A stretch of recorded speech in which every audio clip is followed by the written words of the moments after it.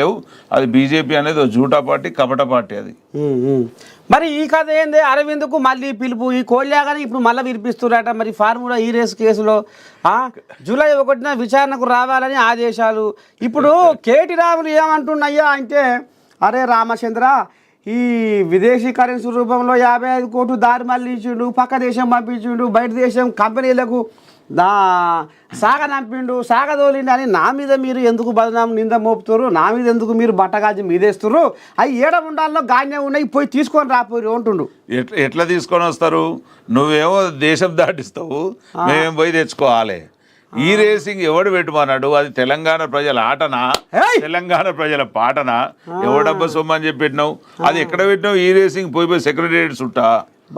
Secretariat చుట్టూలో ఆ రోజున మీరు కనుక లైవ్ తీస్తే ఈ రేసింగ్ నడిచిన రోజు ఎంత గలీజ్గా మాట్లాడారంటే, వాహనదారులు కావచ్చు, అంబులెన్స్ వాళ్ళు కావచ్చు, నువ్వు రోడ్లన్నీ బంద్ చేసి నెల రోజులు పండుగ చేసినావు.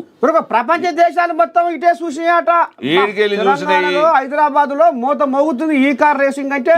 పెట్టుబడులు మొత్తం మూత కోరికి వచ్చినాయి. ఇప్పుడు కేటీఆర్ గారు నిజంగా బయట చదువుకున్న వ్యక్తి, బయట ఏం చేసిండో ఏం నౌకరో మనకు అనవసరం, మొత్తానికైతే చేసిండి. ఇక్కడికి వచ్చినావు.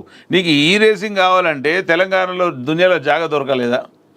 సెక్రటేరియట్ చుట్టూ ఇప్పటికి వాళ్ళు పెట్టినటువంటి ఆ మధ్యలో ఉండే డివైడర్స్ ఇంకా కొన్ని తొలగించని ప్లేసులు ఎన్నో ఉన్నాయి.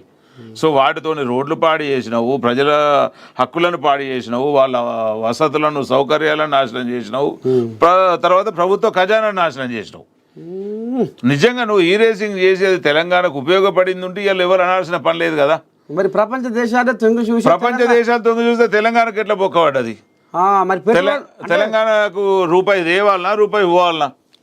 తేవాలి. మరి రూపాయి పోయింది కదా, ఏడ తెచ్చిండు? బయట దేశాలకు వెళ్ళి బగ్గ రూపాయలు గుంజుకొచ్చిన పెట్టుబడులు అని ఆయన చెప్పి ఏమి తెచ్చినాయని ఎక్కడ ఉన్నాయి?